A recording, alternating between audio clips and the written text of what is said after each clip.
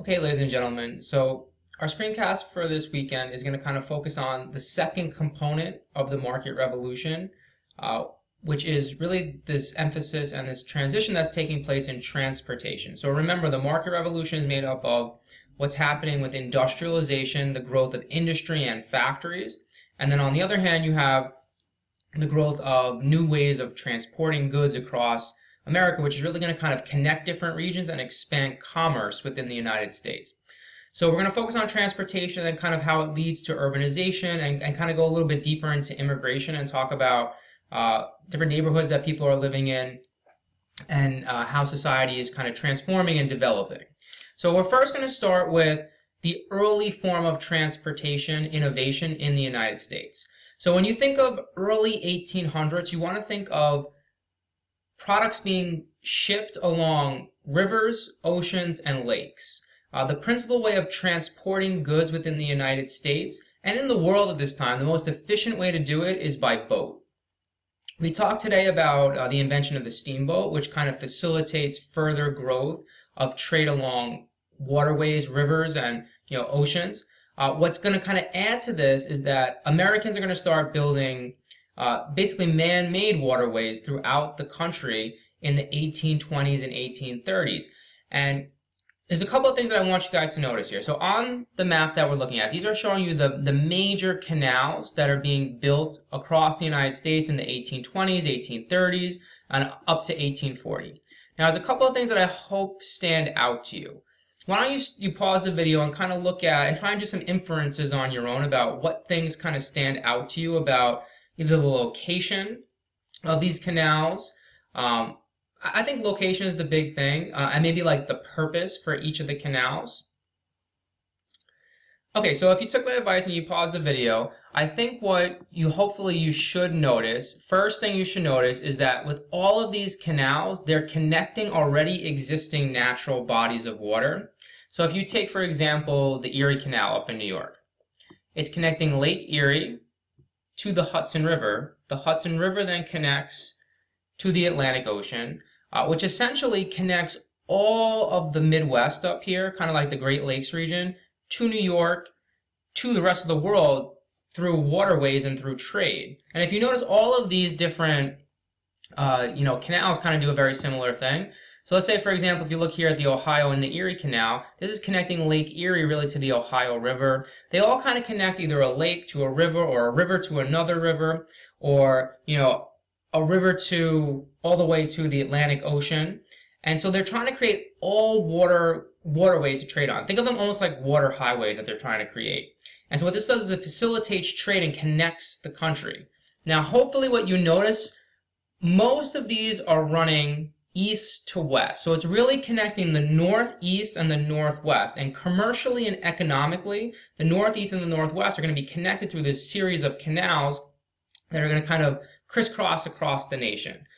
They're really not going into the south. They might go north to south within an area of the north, but they're not going from, let's say, for example, Pennsylvania into Virginia and connecting like, a northern-southern trade route.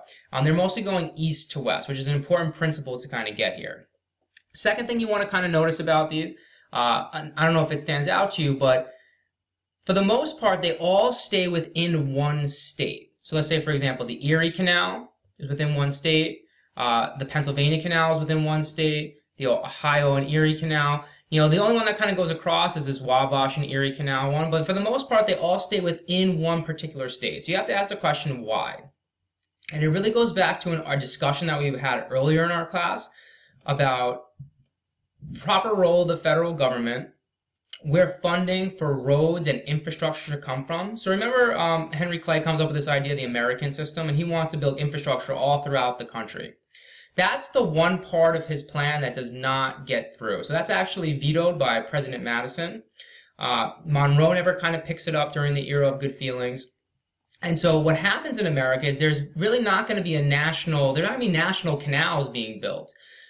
Because they felt like two things. One, it's not the place of the federal government to build these big national canals or these big national roads that people were calling for. So it's more like a strict constructionist viewpoint of the Constitution, that it's too much of an expansion of power to be building these canals. They thought it was a state's right. Second thing, they thought if they did build a national canal, it would kind of give an advantage to one particular area. Let's say they built it in New York. Well, New York's going to grab all this commerce from having this canal built, and therefore kind of give that state an advantage. So they kind of left it up to the states. And what you should notice here is that each state kind of like jumps on it, because they realize if they can build a canal that can connect the east and the west and connect them somehow to the Atlantic Ocean, they're going to grab a ton of trade. And so New York, we're actually the first state to kind of jump on this idea. And we're going to build the most famous of canals, which is the Erie Canal. So if you ever go upstate, the Erie Canal kind of runs east to west across upstate New York. And like I said, it connects Lake Erie to the Hudson River, which connects to the Atlantic Ocean. Now, at the time, the politician who is governor of New York is a guy named DeWitt Clinton. And he gets really criticized for coming up with this idea of building the canals. 1825, it's the first canal, really first major canal going to be built in the United States. So like critics and his political critics and critics in the media, they refer to it as Clinton's Big Ditch. And essentially, they're saying like almost like Clinton's big hole in the ground that we're trying to build. And essentially, it's going to cost a lot of money. People thought it was going to be a waste of time. It wasn't going to be fruitful for New York. And we were just going to spend taxpayers' money building this big, long ditch, across upstate New York that wasn't going to really work out. Now, lo and behold, Clinton kind of gets the last laugh here with the Erie Canal, because the Erie Canal really makes New York the center of trade and commerce in America. And so this is when New York starts to become New York, as we would not I would say we would recognize it, but as a commercial center, it starts to become New York. The city's going to kind of just, expand tremendously as a result of the Erie Canal being built. And so it's going to grab tons and tons of trade for New York, and these other states kind of jump in afterwards because they see the benefit that New York gets from it, and they try to jump into this trading networks that's been created. And so when you look at this, what's going to happen is that shipping rates are going to go down. If you look, the one that's the most pronounced that goes down is right here, the upstream river rates, and then the canal rates a little bit later. So what's happening is it's cheaper to transport goods back and forth, which means that it's cheaper to buy them. It's cheaper for people to kind of produce them to a certain extent. And so it facilitates growth of the economy. So we're talking about all the production that's happening in America today. In class, we talked about that. The other thing that goes hand in hand with this is shipping it becomes easier. And so therefore, America's economy is starting to grow, specifically in the Northeast and then connecting the Northwest at the same time. Now, the canals last for a while. So when you think canals, you want to think 1820s, 1830s, 1840s. But it's soon going to be supplanted by railroads. Now, what you're looking at here is the 1850s, our railroad network within the United States. So a few things should kind of jump out to you guys about railroads in America in the age. First of all, railroads replace canals. So you have to think why. There's a couple of principal reasons for why. One, they're cheaper than canals. Less labor intensive to lay down track, and they're cheaper to build than building a canal. Two, you're not restricted to where you can kind of place them. You don't have to base them around existing bodies of water, and they're more versatile. You can connect different cities, existing cities, kind of create cities by, throwing a railroad through or placing a railroad through a certain part of a state or, a county. And so they're a lot more versatile. You can lay more track and kind of connect things in various different ways. Canals are a much more expensive endeavor. So that's kind of why railroads eventually are going to supplant canals. And it starts before the Civil War, like 1840s, 1850s, 1860s. After the Civil War, it's really going to take off, and railroads will become the dominant mode of transportation in America. If you look now, it's kind of been supplanted. We still use railroads for our shipping, but a lot of it's done by trucks now. So there's a lot of big trucking industry in America. And you also have a lot of shipping is kind of taking over in certain aspects of the economy. But in this era, the late 1850s, it's 1860s, 1870s, railroad kind of becomes dominant. Now, the other thing I want you guys to notice here, same thing kind of with canals and the Industrial Revolution in general. There's a big disparity between the North and the South here. The North has a pretty extensive railroad network in the era. The South has very little, infrastructure. Look at the Deep South. you know, like Mississippi, Alabama, Louisiana, basically virtually nothing down there, virtually no railroads. And so they're not really even connected to one another in the South, let alone connected through railroads to the north or to the new west that's coming out here. And so the north has a much larger infrastructure being built, which helps for transportation of goods. During the Civil War, it's going to help for transportation of military soldiers. And then just ease of movement of people and products throughout, you know, the entire northern part of the United States. And it shows kind of the different, you know, makeup and the different, you know, infrastructure of the North and the South. Okay, with the last part of our screencast, we're going to take a look at the growing urbanization in the country. So you want to remember, what's starting to happen now is we're starting to specialize a little bit. Not totally, but we're starting to specialize. The East starts to become a more industrial area, and we're talking about the Northeast here, not the Southeast. The Northeast becomes industrial. The South is starting to focus more on development of cotton and cash crop agriculture, which is a continuation of colonial America and early American their approach to their economy. That the crop is changing. Cotton is now the dominant crop when tobacco was more the dominant crop in colonial America, but it's still a slavery dominant region, and cotton growth is a tremendous part of their economy. And the New West actually is starting to grow a lot of agricultural products.